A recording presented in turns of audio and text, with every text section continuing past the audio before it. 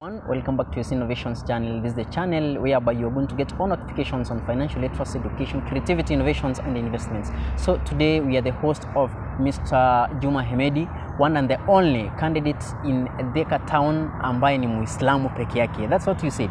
Yes. The first Muslim to vie in Central Province for the National Assembly seat. Yes. So welcome. To tell us your story, what you have for the Thika township people, because you know there have been many aspirants before. Some MPs have served the area, but you tell us what is that thing that you have for the Thika township citizens that you are trying to push, that you need their votes to take you to the National Assembly for the sake of getting you a better position to give them closer. The national bread, that is. Karibu sana Bwana Hemedi. Nashukuru. Yeah, so people maybe they are in need of knowing who you are first of all, and telling us your aspirations of vying for the Thika township constituency seats. Yeah, karibu sana. Nashukuru, and thank you for hosting me in your YouTube channel, Yassin. Welcome. Mara ya kwanza mimi kuja katika session yako. Yeah, karibu sana. My name is Juma Hemedi. Yes. Mwaniki. I was raised in Thika. Okay. I grew up in Thika miaka yote hiyo tangu kusoma. Nikaenda shule pale Thika Muslim Primary School for my primary level from class 1 up to class 8. Then I was called to join Chani High School, still in Thika, from Form 1 up to Form 4. Okay. Then I went to college at Kenya Institute of Management, where I did project management. I started with a certificate in business management, then project management diploma. Alafu therefore after that I went and joined Mount Kenya University, and I recently graduated in August with a degree in development studies. Wow, this is August of 2021. 2021, yes. Wow. 2021, yes.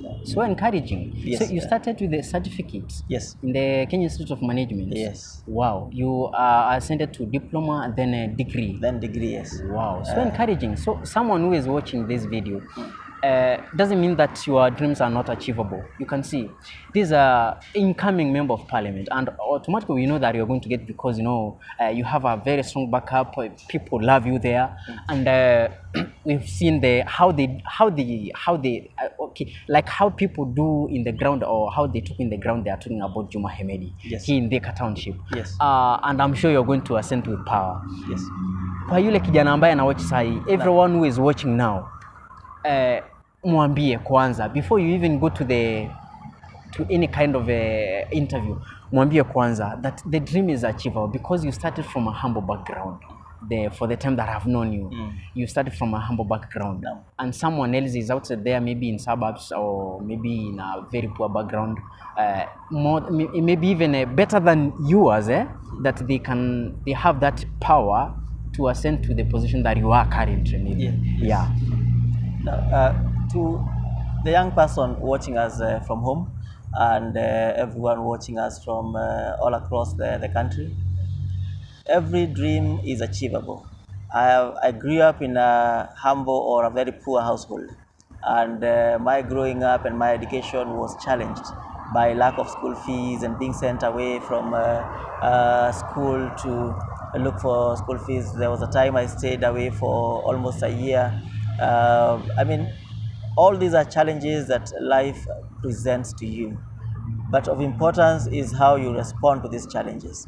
I have had this drive in me, education drive in me, that made me be able to achieve. I have taken myself through the entire college education, and my parents were not able to do that. I lost my mom when I was very, very young.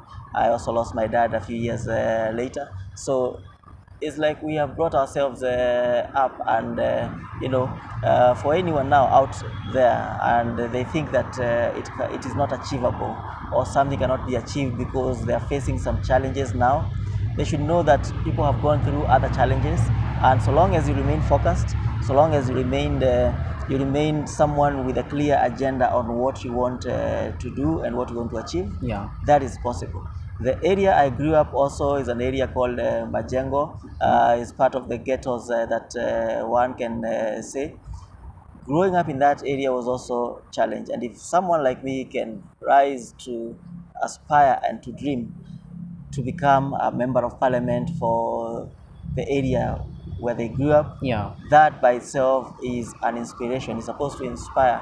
It's supposed to show the generations that are there that it is possible, that they too can be able to achieve. True. Yes. You've heard the listener. And maybe because this is an area where you grew up, what motivated you to start maybe to think of, I can make it, I can change the town, I can change my constituency? What is that the motive that motivated you to vie? When I was in Form 3, I joined the Red Cross Society, and I worked with Red Cross even when I left school. During the 1998 bomb blast, we were part of the people who were doing rescue here at the bomb blast site. I saw the kind of challenges that we were going through at that time.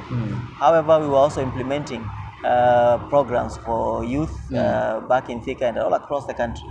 We were implementing programs for the youth, we were implementing programs for communities, and many of these programs at times would face certain kinds of challenges.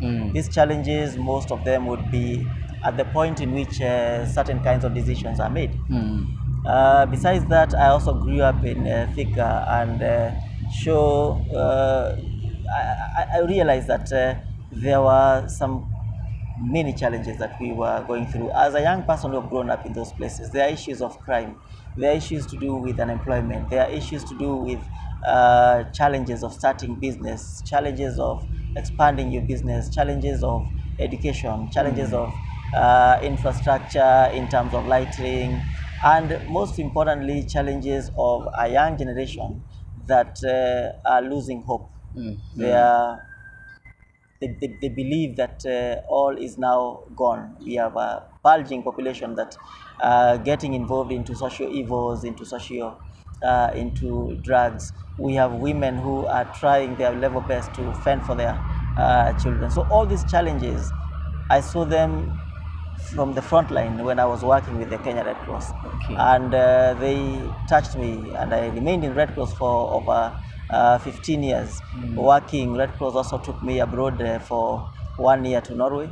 And I also saw the other side of life, the other side where systems work well, the other side where politicians are held accountable, the other side where politicians and leaders do what they say they will do.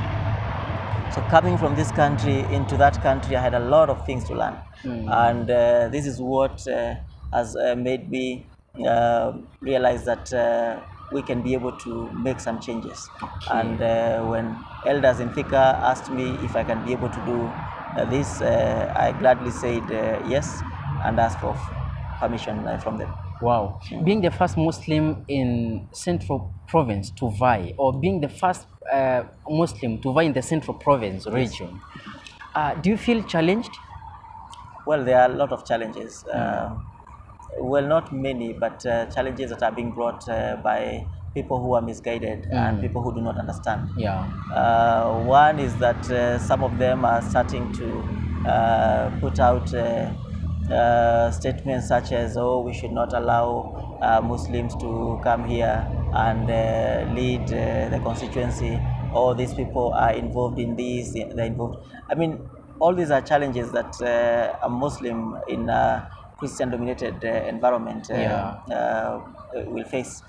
Then, of course, there are challenges that are resource related, movements and all these things. But then there are also the other expectations from the communities or from individuals thinking that you have a lot of money, and the fact that you are vying, it means you have money, so you have to give some handouts here and there. But these are not challenges that cannot be dealt with or cannot be surmounted. We are still continuing to deal with them. However, that narrative of if you're a Muslim you cannot, or if you're a Muslim if you're from this religion, it does not do a lot in bringing about cohesion. True. In bringing about the unity that this country needs at the moment. Yes. In regard that we are about 8 months to the elections. Yes. People are expecting much from you. What will be your first priority to do in the first 1 year to the Thika Township citizens? Is an array of agenda. First things first. First thing would be to set up a community structure that will hold me accountable to them. Many people who get into positions get in there and they feel that they are the final in everything. They don't want to be accountable to the people. So my first agenda is to create a structure that will hold me accountable, a structure that we shall be meeting with these people every 3 or 6 months, maybe annually or maybe semi-annually, so that I can be able to account to them and tell them that this is what we agreed on doing, this is what I have done, this is what I have not done, this is what remains to be done, and it is because of 1, 2, 3.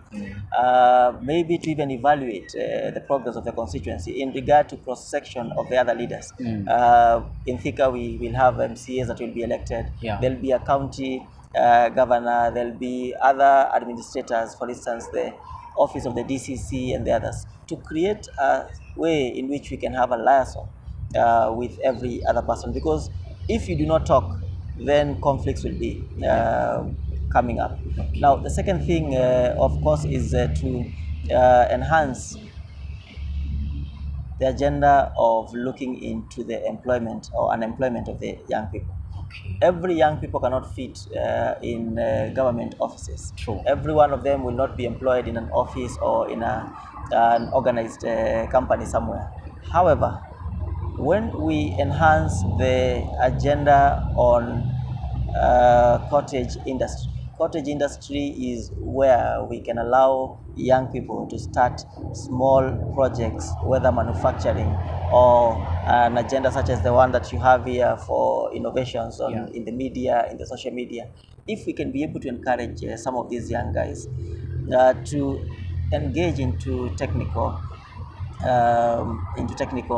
colleges, but most importantly with a view of getting into the cottage industry to manufacture things such as sanitizers, maybe even soaps, detergents, and other things that can be manufactured locally, and to negotiate for these young people and the youth to be exempted from certain kinds of regulations and certain kinds of structures, because those are the bureaucracy and the structure are some of the biggest thing that kill people's dreams and make them not be able to be innovative or even creative. True. So that is my second agenda. Of course, I have an agenda in terms of education. Okay. And in education, we have done so much in terms of infrastructure. The current member of Parliament has done so much. The other one who was there has also did something. And we now have a stimulus program that was announced by President Uhuru during his Mashujaa Day speech, Madaraka Day speech, in terms of the 10 billion shillings to enhance the construction of classes all across to facilitate the easy transition between primary and secondary. We will have all those that will be done in terms of hardware part or in terms of the structural parts. But then we also have an opportunity to have a broad-based partnership with individuals, with companies that may want to come in and support in the education sector, be it in terms of desks or infrastructure, or even bringing back the former students in these primary schools in an alumni kind of an association. Which is empowering as well. Yes, it's empowering, it is motivating, and it is a